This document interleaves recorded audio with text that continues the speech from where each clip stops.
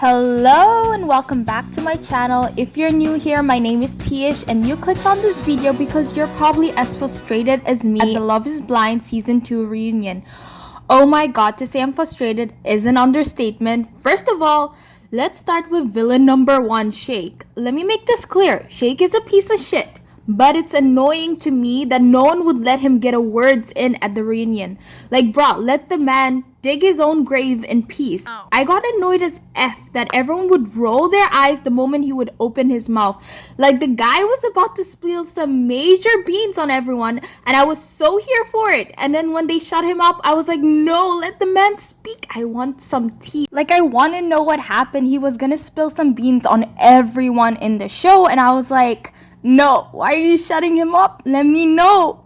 Secondly, I didn't get why everyone just let Shayna slide with her BS. That girl was so unbearable the whole season. Why are you all letting that shit slide? Like, how is she forgiven but Shake is crucified? She's just as annoying as Shake, if not worse, during the whole season. The girl straight up hit up another girl's man in broad daylight, and we're all just supposed to forget that? Like, make it make sense. Every time someone would question her, it was quickly shut down by her and her manipulation. And thirdly, don't even get me started with Shane. That guy straight up has something wrong with him the whole season. He made me feel so uncomfortable. Many people assumed that he was on drugs, and I got that same vibe, but I understand that's like a personal thing for him and he couldn't be questioned on it.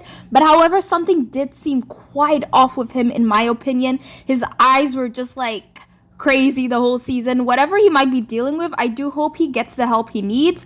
Plus, I never understood why his concerns with Natalie were never addressed in the reunion. Like, he strikes me as a word of affirmation, love language kind of guy, but most people crucified him for it. And it's not insecurity in my opinion. He just likes being encouraged and appreciated, and that's totally okay in my opinion. It's just that Natalie had a different love language to him, and it didn't quite blend well with his.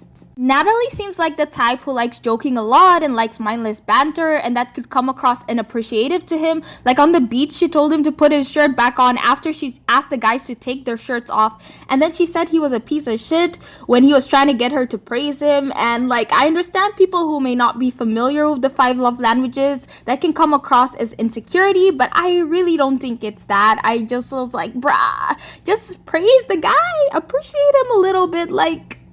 And speaking about the elephant in the room, speaking of Shane and Natalie, I went into the reunion trying to figure out what happened during the fight the night before the wedding, and I came out of the reunion just as confused. Shane said Natalie pushed his buttons, but yet she was acting innocent in the reunion. Regardless of how she pushed his buttons, I feel like being told I hate you and you're the worst thing to ever happen to me right before your wedding is a giant NO. Like, regardless of what happened, I got the feeling that he was verbally abusive and a larger picture was missing that made it a deal breaker, because it's unbelievable for me to believe that something simple would make her call off the wedding. I honestly wish they elaborated more on what happened behind the scenes, and if I had too much to drink and like, or drugs were involved and like I started acting the way he does, that's not okay.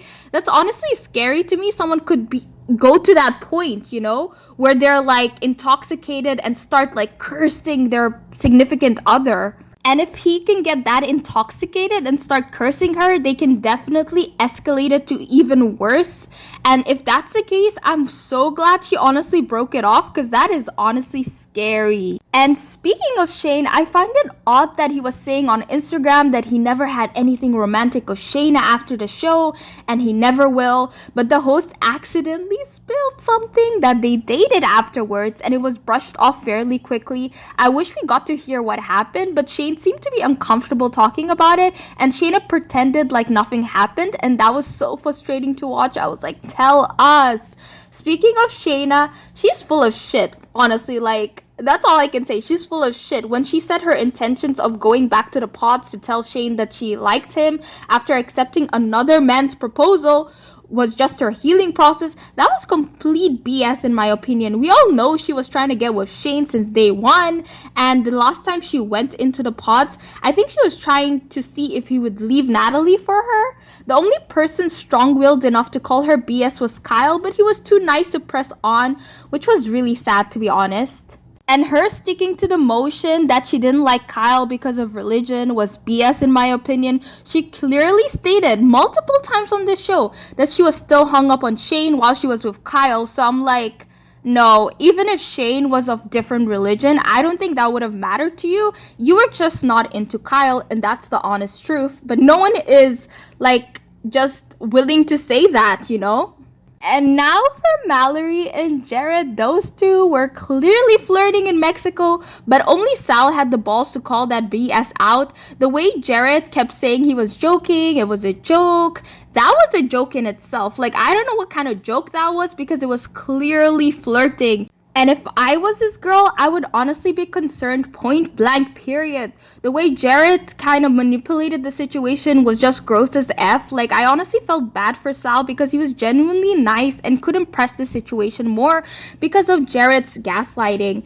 And let me not even begin with Shake. That boy has so much wrong with him. Like, he needs therapy and maybe even holy water to cleanse himself.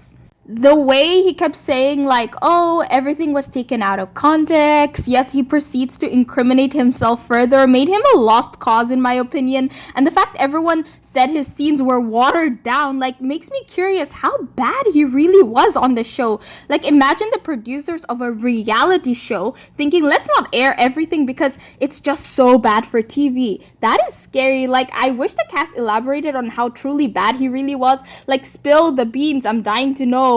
And lastly, are we all just gonna forget that even though Shake was always talking mad smack on the show, there was one couple who were the king and queen of talking smack? Let's not forget the scene where Daniela and Nick has been talking shit since day one and lived off of other people's drama. I'm surprised that wasn't even mentioned in the reunion. Like, they literally were talking shit about the other couples and people just seemed to brush it off. Like, Shake did talk mad smack, but so did they. They were like literally so annoying. Anyway, that's all I have to say. I'm dying to know what you all think, and if I missed anything, let me know in the comments. I'll see you on the next video. Bye.